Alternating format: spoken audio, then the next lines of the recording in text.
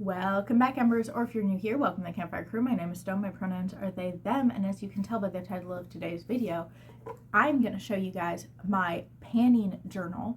So I'm going to show you how I track all my uses. I track pretty much every makeup product, save a couple in here, and I'm going to talk you through it. Thank you so much to Dora for asking me to do this. I asked in a video if anyone wanted to see it. Dora said yes. So this video is for you. Everyone else can watch it, but Dora, it's for you. Love you, babe. One thing before we fully get into the video, I dropped and broke my old phone. It was like 4 years old. So if the lighting looks different, if things look different, that's why. So if you've been here before, you will know that this is my panning journal. Whenever I say, if I'm looking down, it's at my sticker covered notebook. This is the sticker covered notebook. So the first thing we should talk about in terms of my makeup journal and how I organize it is I do it all by hand in this notebook, and I do it yearly. So you can see here, it's a little backwards, but you can see here, this is my 2025 spread. I also have my 2024 spread. So this is set up like a bullet journal because originally it was just a bullet journal and not for this. The longer I ended up panning, the more this became just a dedicated panning journal. So here you can see I got 2025. Up top, I have written down what projects I'm doing. So it's project 100 uses and no pan left behind. You can see up there, it's written down. And then down here, you might be able to see, I have written down every month, and then next to the month, you can see here, there's a little colored bit. And the reason I do that is because I track my uses based on months and they're color coordinated for each month. So instead of having, I know some people do separate spreads for each of their projects, whereas mine, you'll see as we go through it, is just here's all the makeup items, and then I use this to track which color I'm using for which month. So I track it by color by month, and then I have a little spot under that to write down any information I need. This year, I don't really have anything written down. Last year, I was writing what palettes that I was using for Project Level Up, and then and occasionally I'd also write down what shades I was focusing on in my Pan That palette. This year, again, I don't have much to write down there, but there is a little space for it if I wanted to write something down. Then I have my inventory numbers, so that's all there. Then we get into the bullet journal. So this changes by the year, the order of things, but this year, the first set of pages in my tracking notebook is all of my non-eyeshadow products. So I don't have a huge collection. If you've been here before, you've heard me say that 1,000 times. But I don't have the biggest collection, so all of my non-eyeshadow stuff fits on these 2 pages. I have them sectioned out, and then the information I have on them is up top. It has the shade name, and then underneath it has the brand name and the type of product. So I have, for my blush, for instance, it's Persimmon Menagerie Blush, and then I have what year I got that product. So in this one, it's 2024, and then how much I bought it for if it was something I bought. So like I said, I do this every year. So the way I do it is at the end of the year, I'll make all of my new spreads for the year. And then in pencil, I'll mark in with Roman numerals how many times I've used the product up until that year. And I'll do, so like my Menagerie Blush is XV and then 2 tally marks, which is X is 10, V is 5, and then I do tally marks so that I can keep the tallies going in 5s. So it's not full Roman numerals, but it's Roman numerals plus tally marks because I like to keep them in groups of 5 just so it's easier to read for me how many times I've actually used them. So there's a couple ways I deal with the dollar amount that I spent on these things. So some of these products, especially since we're talking already about the Menagerie blushes, I bought 2 Menagerie blushes, the 2 I just talked about, plus a palette from them. And so because I ordered those online, I decided to include both the shipping cost and the the taxes in with the amount, and I just divided it amongst all my products. A lot of the dollar values of this are retroactive. So this is something I started doing more recently, is putting in how much I spent on these things. Same with the year I got them. I started that in 2024. I started the dollar amount this year. So a lot of them I had to go back and look up the prices in Canadian dollars because I'm Canadian, and then just put them in. There's a mess up. There's something I was supposed to add in these that I didn't. Give me a second. Okay, I fixed it. I realized there's actually a lot of other stuff I haven't done. I haven't looked through all of my palettes and put how much I bought them for in my palettes. I have things to work on. I have to fix this bullet journal. But what I was trying to show you that I had to fix is that I also have a process where I use check marks to show if I've used a product based on the dollar amount. So like one check mark, let's talk about, I have these two here that have check marks. So let's talk about my lipstick More Stone. So I spent $12 on it. So once I reached 12 uses, I gave it one check mark. And then once I reached 12 uses on top of that first 12, so 24 uses, I put a second check mark. And you can see the check marks are based off of, they're also color coded with the month that I reached that goal on. So everything I do in this is color coded to the month. So I could look back to last year and see, so my Maybelline lipstick got a check mark in the past. I assume that was last year because I got it last year. So I could look to last year and I could see that my Maybelline lipstick got its check mark. So it got its first 12 uses in yellow. And then I could go back to the color coding and see that yellow is August. So in August of last year of 2020, in August of 2024 is when I reached my first 12 uses on this product. So the color coding allows me to do things like that where I can tell when things happened, when I got my uses, when I used it a certain amount of times. There's also a way that I figure out pan. So with my palettes, I do them slightly differently. So my palettes are set up, again, might put a picture in.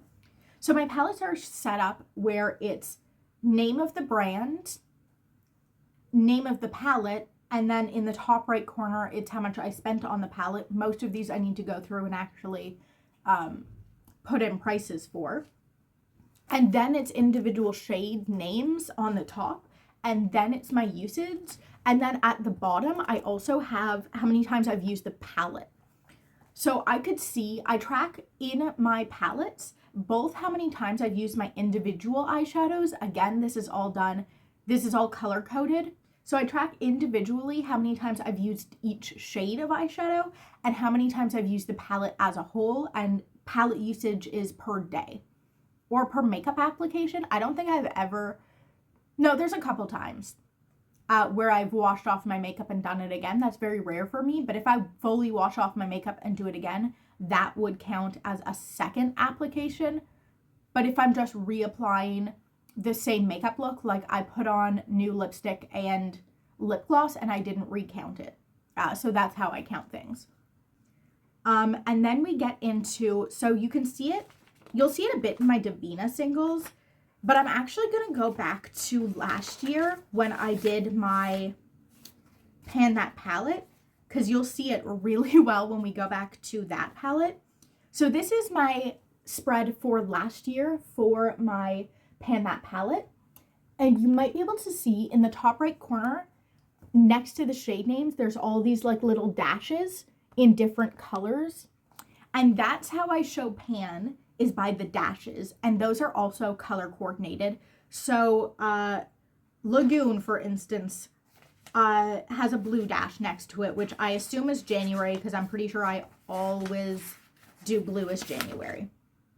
Yep, blue is January. I panned magenta in August.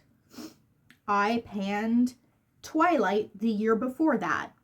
I panned Bloom in September. but they all are color coded, so I can go back to my directory, my color directory from the year before, because I have the same thing where they're all color coordinated, and I could go, oh, this is the month that I panned them, and pan shows this way. I haven't finished any shades yet, but when I do, my plan is to cross it the other way with the appropriate color so that it's a little X in the corner. And then let's go back to this year. There is one more interesting thing that I will add. If I either one, declutter a shade, or two, a shade falls out and I can no longer use it, which is the case for the shade I'm about to show you, Karma, I will cross out the shade, again, color coordinated. So you can see Karma here is crossed out in green. It fell out on me, and I know that it fell out on me March of 2025 because it will, again, anything that's done the year before will be either in pencil marks or it will be in a black pen. Either way, it means that what happened before this year. I don't have a way of knowing which year it happened. I just kind of have to rely on my memory and going through my notebook. But this is accurate, pretty far along. There's two pieces of makeup that I don't have fully, like I don't have every piece of information on, and that's my two oldest palettes. But after we get past my Carnival 3 palette, which I just happen to have next to me, after that point, everything is written down. Anything I got as a gift or a handy-down of some sort will say free on it. So yeah, the reason I do it like this, I do it yearly, I do it color coordinated, is just because it gives so much information about my usage, about when I panned things in my notebook. It's a system that I really like. It takes a lot of work at the beginning of the year, especially. I really fumbled this year. I did it late. I should probably start doing the pages early, like all of these pages, and just leaving them blank. Maybe doing them in October, November time, and then I could just leave them there. I don't have to use them. I could just start them early at least. I think would be a better system for me. And this is an adaptive system. I change it a lot. Like I said, this year I started adding prices. Last year I started adding when I got these things. So not everything has a date with it. Color coordination was always a thing that I did just because I color coordinate everything. Everything. I love color coordination. And as you can tell, I love notebooks and journaling and these kind of like tracking, accounting, just writing things down and having information. I love that kind of stuff. But yeah, it's really helpful to do these projects this way because when I update projects, it is from the first of the month to the last day of the month. So first day of the month to last day of the month. But because I have everything color coordinated and by year, if I do not post for a month, 2 months, 3 months, and that is a thing that it doesn't always happen, but like I'm late sometimes.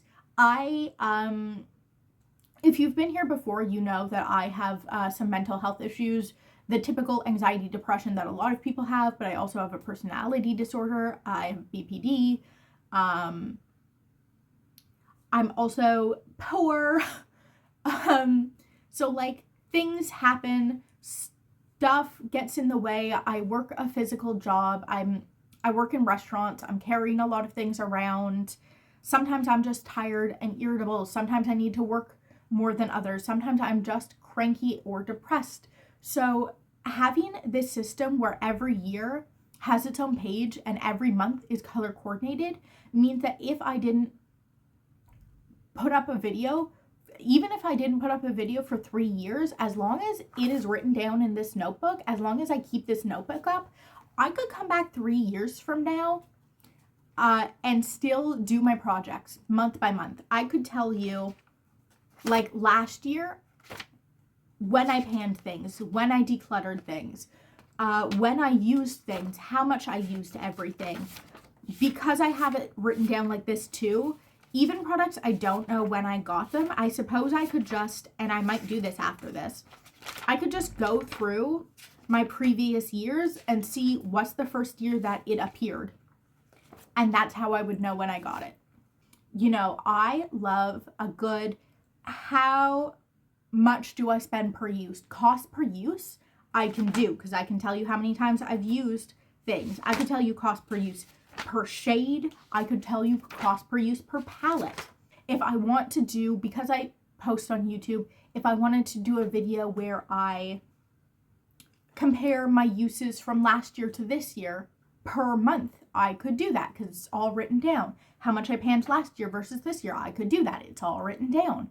As long as I keep this notebook up, there's so much information that I can get. So I don't necessarily need to think of these ideas when I write them. The information is just there for me. Anyway, that's what I do. That's what my notebook looks like. I hope you enjoyed this video and it wasn't too long. Let me know if you have a video about your panning and how you track all your panning. Let me know. I will watch it. If you don't, make one. But also, just tell me how you do it. I'd love to hear from you guys. Do you think this is too much? Because if you think this is too much, yeah, I should show you my chore journal. Because that's worse, I would argue. If there's any other kind of information you think I should be writing down, let me know. I would love to add more bullshit to this. Anyway, I will see you guys later. This was supposed to be a different video, but my phone broke and now it's dead. So if you like the video, subscribe to the channel. I will be doing the aforementioned video eventually. And I will see you guys later. Bye!